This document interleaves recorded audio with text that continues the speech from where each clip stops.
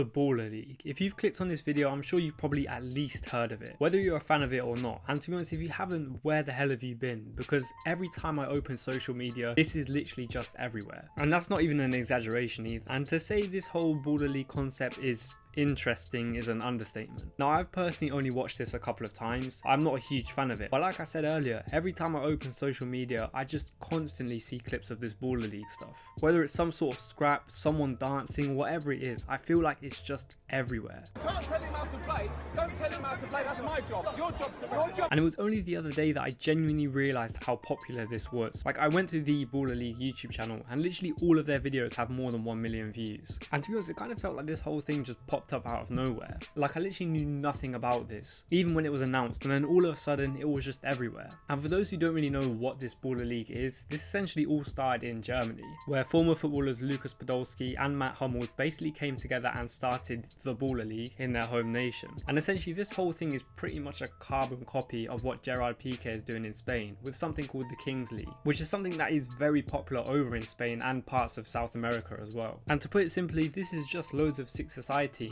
competing against each other, with each game lasting half an hour long. And I didn't even realize this, but the Baller League is quite literally a global establishment. There's a US version as well, which I think involves people like Speed and Ronaldinho, and now it's landed in the UK, where essentially loads of popular influencers and former footballers have essentially came together almost like the Avengers to create the Baller League. And like, the roster of people involved in this is actually insane. Of course, you've got like people like KSI, I think he's the president of the whole thing, at least the UK version of the Baller League. And you've got people like Toby Jizzle, Simon Minter, Angry Jin, Sharky, who I believe all have their own individual teams. You've even got artists like Santan Dave as well, who is someone that has been sort of very involved in the football content creation space over the past few years. And these guys all have their own individual teams that they manage. And in terms of like former players, I was looking through the list of it the other day. It's actually stacked. You've got people like Alan Shearer, Gary Lineker, John Terry. They've even somehow got Luis Figo on there. They've even got loads of players from Arsenal's Invincible squad as well. I think they actually have their own team. And yeah, the list is genuinely just endless. Now, something that I fail to understand about this whole Baller League stuff is that instead of just being a normal 6-a-side game, they've thrown all these weird, confusing rules into it, I guess with the aim of making it more entertaining. Like, for example, here it says, games will be played in a 6-a-side format on a small indoor pitch. Each team will have a squad of 12 players. By the way, £400 a game is actually insane. Anyway, rule twists will be introduced during the final 3 minutes of each half, including 3v3, long range goals counting as double, and goalkeepers not being allowed to use their hands, which, to be honest, I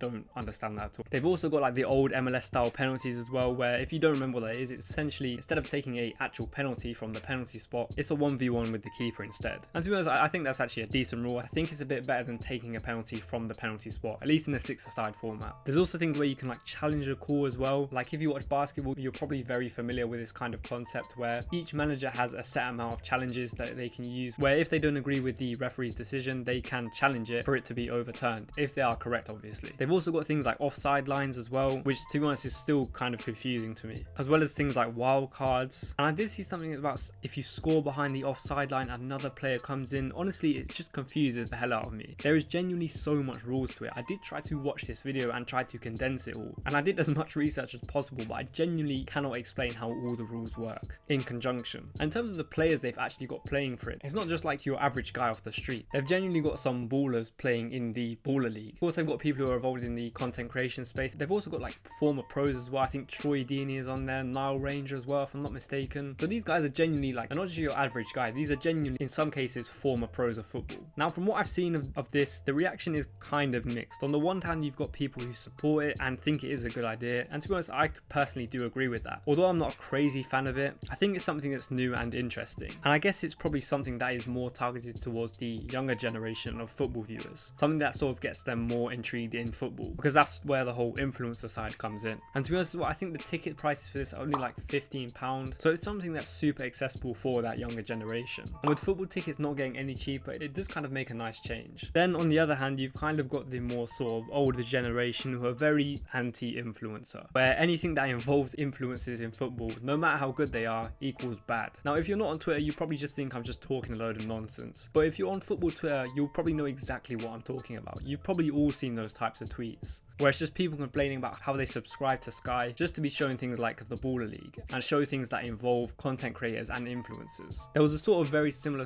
reaction to when things like Saturday Social came in, which I think replaced Soccer AM back in the day. But to be honest, I don't get the whole criticism of content creators in football, and maybe I'm saying that because I am a quote-unquote content creator, but yeah, I just don't understand the criticism behind it. Although I don't watch it, I think it's kind of cool. And to the people who are criticizing, I just don't think they understand it. This is what football has become now. The content creator economy is something that's not going away anytime soon, and if anything, there's just going to be more and more of this type of stuff involved in football as we go down the years. But yeah, I just don't get the criticism behind it. But let me know what you guys think in the comments. Do you like the Baller League, or do you think it's cringe as many other people do? But yeah, let me know what you guys think in the comments. If you have enjoyed, please be sure to like, subscribe, because it always helps. And we've been gaining so much subscribers recently, so I really do appreciate the support. And yeah, thanks for watching. This has been Discussing Ball.